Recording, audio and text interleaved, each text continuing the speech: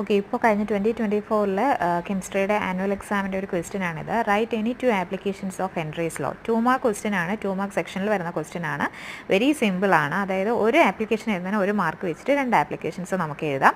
അപ്പോൾ നമ്മളിവിടെ പറയുന്ന ആപ്ലിക്കേഷൻസ് എന്ന് പറയുന്നത് ഫസ്റ്റ് വൺ എന്ന് പറയുന്നത് നമ്മുടെ സോഫ്റ്റ് ഡ്രിങ്ക്സ് അതേപോലെ തന്നെ സോഡ വാട്ടറിലേക്ക് ബോട്ടിലിൽ ഫില്ല് ചെയ്യുന്ന സമയത്ത് ഹൈ പ്രഷറിലായിരിക്കും ഫില്ല് ചെയ്യുന്നത്. അത് നമ്മുടെ ഹെൻറീസ് ലോയെ ബേസ് ചെയ്തിട്ടാണ്.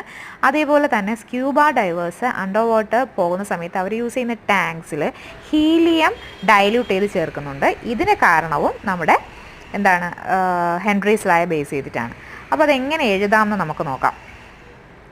First one, to increase the solubility of carbon dioxide in soft drinks and soda water, bottles is sealed under high pressure. അതേപോലെ തന്നെ tanks used by scuba divers are filled with air diluted with helium to avoid bend.